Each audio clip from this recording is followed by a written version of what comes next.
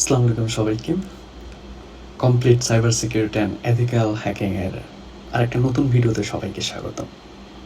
এই ভিডিওতে আলোচনা করব types of cyber security attack, malware attack, phishing attack, password attack এবং denial of service and distributed denial of service attack, SQL injection, social engineering attack also. DDoS attack আসলে কি? ঠিক আছে, ডিডোস attack হচ্ছে কোনো একটা ওয়েবসাইটকে কন্টিনিউয়াসলি প্যাকেট পাঠানোর মাধ্যমে সেই ওয়েবসাইটকে ডাউন করে দেয়া। মানে একটা ওয়েবসাইট এতগুলো packet at a time handle করতে পারবে, বাট আপনি যদি তার থেকে অনেক বেশি প্যাকেট তাকে পাঠিয়ে দেন তাহলে সে তখন আর হ্যান্ডেল করতে পারবে না, তখন হচ্ছে ডাউন হয়ে যাবে কিছু সময়ের জন্য। লাইক এখানে ডস এবং ডিডোস অ্যাটাকের পার্থক্য দেখানো হয়েছে। ভলিউম অফ ট্রাফিক আসলে কি, মানে ডিডোস অ্যাটাকে যতটুকু যায় আর কি, মানে ট্রাফিক দেওয়া হয়,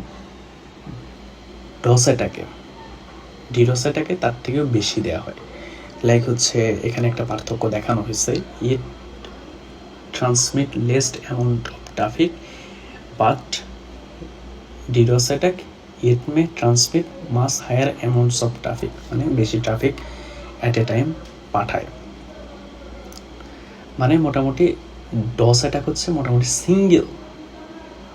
সিঙ্গেল মেশিন থেকে দেওয়া হয় ইউজিং স্ক্রিপ্ট বা টুল, ঠিক আছে। আর এটা হচ্ছে মোটামুটি অনেকগুলো হোস্ট থেকে দেয়া হয়, ঠিক আছে।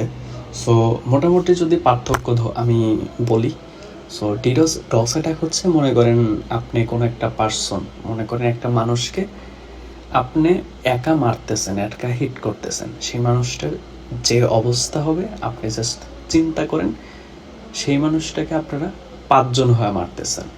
সো দুইটার মধ্যে একটা পার্থক্য খুঁজেন, ঠিক আছে।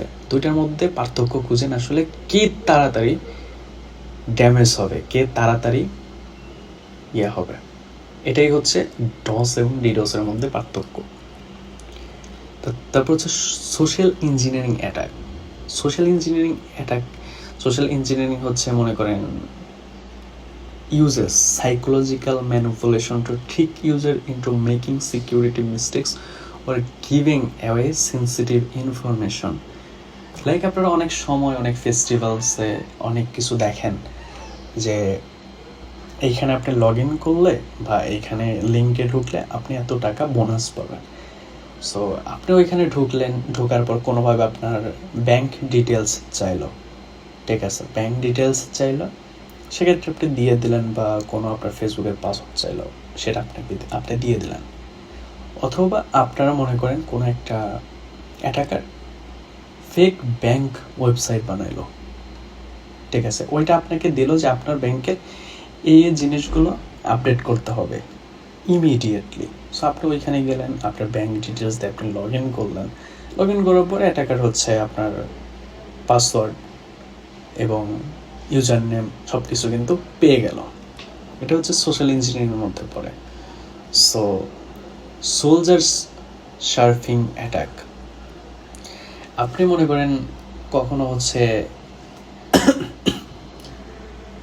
ল্যাপটপ ইউজ করতেছেন, মনে করেন আপনি ইউনিভার্সিটিতে গেছেন, আপনি ইউনিভার্সিটিতে হচ্ছে ক্যাফেতে বসে আপনি ল্যাপটপ ইউজ করতেছেন, কেউ একজন হচ্ছে আপনার পিছন থেকে বা আপনার পাশে থেকে হচ্ছে এখানে দেখতে পাচ্ছেন, এইভাবে হচ্ছে আপনার ল্যাপটপে কি করতেছেন সেইগুলো দেখতেছে। সো আপনি ওই সময় কিন্তু আপনি পাসওয়ার্ড দিতে পারেন, পাসওয়ার্ড ফেসবুকে লগ ইন করতে পারেন, আপনার ব্যাংকে লগ ইন করতে পারেন, সেগুলো কিন্তু দেখে নেবে অবভিয়াসলি। এখানে দুইটা হচ্ছে পিকচার দেখতে পাচ্ছেন এক্সাম্পল। তারপর হচ্ছে আপনি যখন এটিএম বুথে গেলেন, এটিএম হচ্ছে আপনি টাকা তুলতেছেন, সো টাকা তোলার সময় অবভিয়াসলি আপনি পিনকোড দেবেন, ঠিক আছে, যেটা আপনার হচ্ছে পাসওয়ার্ড, সেটা দেওয়ার সময় এই যে দেখতে পাচ্ছেন এইভাবে কিন্তু সেই আপনার পিনকোড কিন্তু দেখে ফেলবে, ঠিক আছে। সো আপনার পিনকোড দেখে ফেলতেছে, এটা অবভিয়াসলি ভালো বিষয় না। তারপর হচ্ছে এরেজ ড্রপিং। এটা আসলে কি বোঝাচ্ছে, মনে করেন এইখানে একটা বিজনেস মিটিং হচ্ছে, এখানে একজন বিজনেস মিটিংগুলো হচ্ছে লুকায় লুকায় শুনতেছে। সো কেউ যখন হচ্ছে আপনাদের কনভারসেশন বা আপনার কোনো কনভারসেশন এইভাবে লুকায় লুকায় শুনতেছে, অবভিয়াসলি সে ভালো কিছুর জন্য শুনতেছে না। সো অবভিয়াসলি এটার জন্য কোনো মিলিশিয়াস হচ্ছে অ্যাক্টিভিটি করবে, এজন্য কিন্তু শুনতেছে। আবার হচ্ছে আপনি কোনো মানে আপনি আর আপনার ফ্রেন্ড কথা বলতেছেন কোনো ইম্পর্টেন্ট বিষয়, এই যে এখানে দেখেন একজন শুনতেছে এইভাবে। সো এইভাবে যদি শুনে, সো অবভিয়াসলি আপনার সম্পর্কে ইনফরমেশন জেনে যাচ্ছে, মানে আপনার সম্পর্কে কিন্তু অনেক কিছু জেনে যাচ্ছে। সো সেইগুলো ইউজ করে কিন্তু অনেক কিছুই করা পসিবল। তারপর হচ্ছে ডাম্পস্টার ডাইভিং অ্যাটাক। এখন কোনো একটা কোম্পানির, ঠিক আছে, মনে করেন অনেক কাগজপত্র থাকে, সেই কাগজপত্র হচ্ছে অবভিয়াসলি আপনি কোথায় ফেলান। মনে করেন আপনি একটা ব্যাংক থেকে টাকা তুললেন, টাকা তোলার পর হচ্ছে আপনাকে একটা রিসিপ্ট দেয়। সো রিসিপ্টে অনেক কিছুই কিন্তু ইনফরমেশন থাকে, সেগুলো কিন্তু অনেক কিছু আমরা কেয়ারও করি না, ঠিক আছে। এবং হচ্ছে মনে করেন কোনো একটা কোম্পানির, ঠিক আছে, কোনো একটা ফাইলের মধ্যে মনে করেন এমপ্লয়ি ডিটেলস থাকবে, এমপ্লয়ি আইডি থাকবে, হয়তো বা ক্রেডিট কার্ড ইনফরমেশনও থাকতে পারে, আবার ক্রেডিট কার্ড রিসিপ্ট থাকবে, আবার ফোন নাম্বার থাকবে, ইমেল থাকবে, যেটা হচ্ছে ইমেল ইউজ করে ফিশিং করতে পারবে। সেগুলো হচ্ছে আপনারা যে ডাস্টবিনে ফেলেন, সেই ডাস্টবিন হচ্ছে খুঁজে খুঁজে ওই ইনফরমেশনগুলো নেয়াকে ডাম্পস্টার ডাইভিং অ্যাটাক বলে। তারপর হচ্ছে ইম্পারসোনেশন, মানে হচ্ছে মনে করেন এটা আসলে কি বোঝাচ্ছেন ইম্পারসোনেশন অ্যাটাক বলতে, এটা হচ্ছে বোঝাচ্ছে আপনি না, বাট আপনি হয়ে কেউ আপনার কোনো কাছের মানুষের থেকে আপনার ইনফরমেশন নিচ্ছে।